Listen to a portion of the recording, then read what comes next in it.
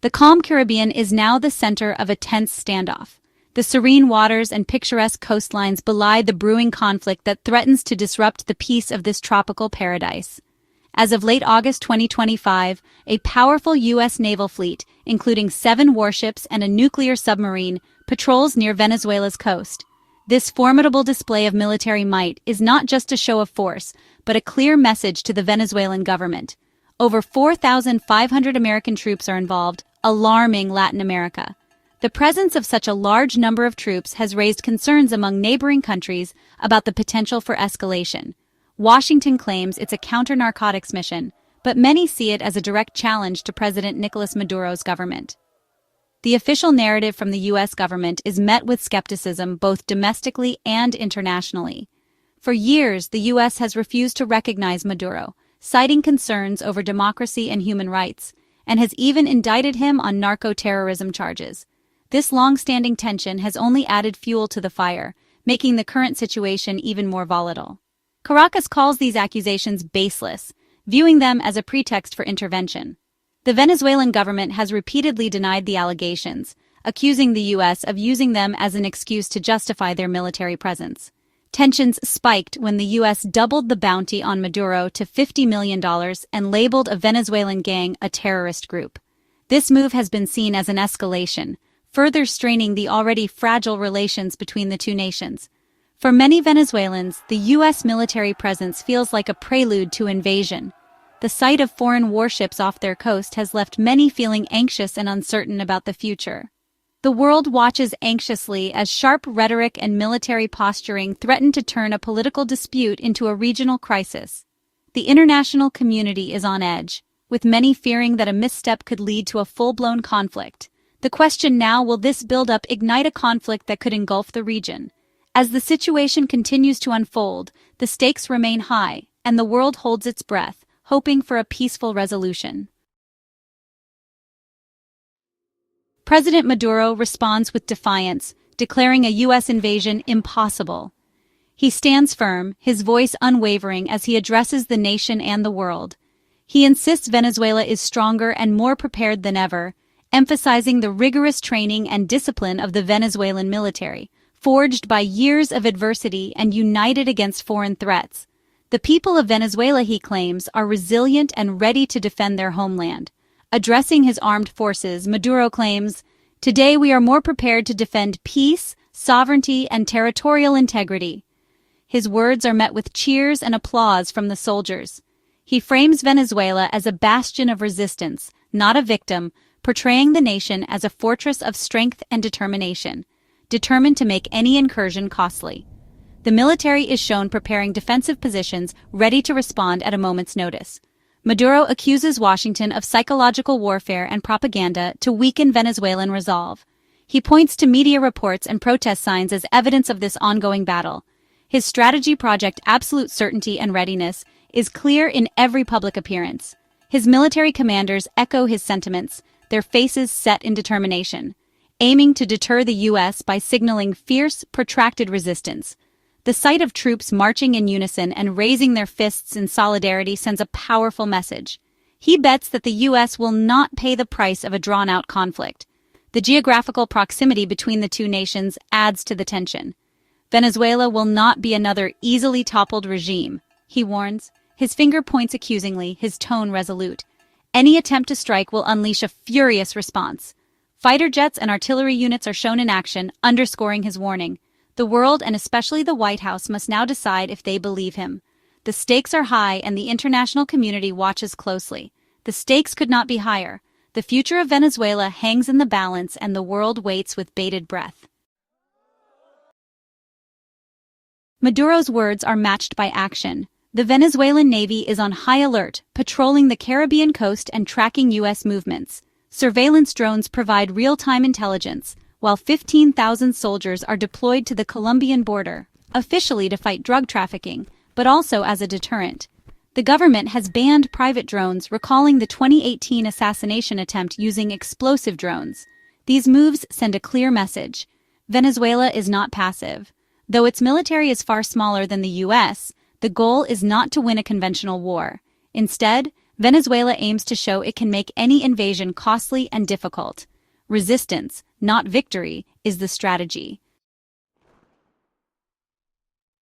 Maduro's defense plan relies on more than just the traditional armed forces. It mobilizes the Bolivarian National Militia, a vast force of 4.5 million civilian volunteers drawn from all walks of Venezuelan life. These men and women, often wearing the signature red shirts, are not professional soldiers, but ordinary citizens who have answered the government's call to defend their homeland. Their presence is meant to send a powerful message. The defense of Venezuela is not just the responsibility of the military, but of the entire nation. The goal is ambitious: to turn every street, every neighborhood, and every workplace into a potential defensive position. By preparing civilians to resist, the government hopes to make any foreign occupation ungovernable, transforming the country's cities and towns into a maze of resistance that would be nearly impossible for any invader to control. New militia units are rapidly forming among peasants in the countryside and factory workers in the cities. This decentralized approach to defense embeds resistance into the very fabric of daily life, ensuring that every community, no matter how remote or urban, is prepared to play a role in the nation's defense. The roots of the militia run deep in Maduro's political ideology, which emphasizes popular participation, national sovereignty, and the idea that the people themselves are the ultimate guardians of the revolution. Rallies and public demonstrations reinforce this message, building a sense of unity and shared purpose. The government counts on the unwavering loyalty of these volunteers to deter any potential invasion. By framing the militia as the embodiment of the people's will, Maduro signals to the world that any attack on Venezuela would be an attack on its citizens, not just its government or military. This mass mobilization, however, comes at a cost. The line between civilian and combatant becomes dangerously blurred, raising the risk of a devastating human toll if conflict erupts. Families find themselves caught between their daily routines and the demands of national defense, living with the constant uncertainty of what might come next. Yet, despite these risks, Maduro remains convinced that the sheer scale and determination of the militia will make any occupation unfeasible. The government believes that a united, mobilized population is the strongest deterrent against foreign intervention. This is the essence of asymmetrical warfare, using the population itself as the ultimate line of defense, turning every citizen into a potential defender, and every city street into a battleground where the invader can never truly feel secure. As military preparations intensify, Venezuela launches a diplomatic offensive at the United Nations. Ambassador Samuel Moncada protests the U.S. naval deployment, calling it a propaganda operation to justify intervention. He mocks the idea of using a nuclear submarine for anti-drug missions, calling it a thin cover for military aggression. Venezuela frames the crisis as a violation of international law and the UN Charter, appealing for global support. The strategy: isolate the U.S. and build a coalition against intervention. Caracas wants the world to see this not as a bilateral dispute, but as a threat to the international order. Diplomatic pressure, they hope, will force the U.S. to back down. The U.S. claims its Caribbean deployment targets drug trafficking, but critics see a push for regime change. Washington accuses Maduro of leading a narco state, tripling the reward for his capture to $50 million. Critics argue the scale of the operation and use of advanced military hardware go far beyond drug interdiction. They point to the U.S. history of interventions in Latin America, often under pretexts. For many, the anti-narcotics rationale is a convenient cover for political objectives. The real question: is this about stopping drugs or toppling Maduro? The answer could determine whether the standoff ends in peace or war. The U.S. military buildup has drawn global criticism. China and the ALBA-TCP alliance, including Cuba and Nicaragua, denounced the move as a violation of sovereignty and international law. Cuban President Diaz-Canel and others reject U.S. accusations against Maduro as groundless. Even regional players like Colombia and Brazil express concern, emphasizing non-intervention. The UN urges restraint, reflecting widespread unease with unilateral U.S. actions.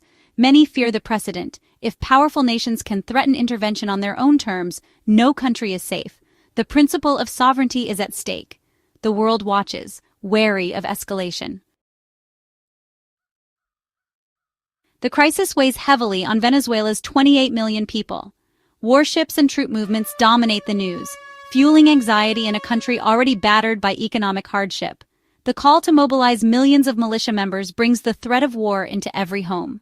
For some, it's a call to patriotism. For others, a terrifying prospect of being thrust into conflict. The blurred line between civilian and soldier adds to the psychological burden. Resources are diverted from urgent needs to defense, worsening the humanitarian crisis. The specter of war threatens to shatter families and trigger a new wave of refugees. The human cost of conflict looms over every decision. Maduro's claim that the U.S. cannot invade is a calculated strategy, not naivete. He bets that Venezuela can make invasion too costly, militarily, economically, and politically, for Washington to risk. His defense rests on three pillars: a mobilized military, a massive civilian militia, and a global diplomatic campaign. The aim? Create a deterrent so formidable that war never begins. For Venezuelans, this means living on a knife's edge, caught between external threats and internal mobilization. The standoff is a test of strategy, will, and the meaning of sovereignty in the 21st century. Both sides are gambling with high stakes, the fate of a nation, and the message sent to the world.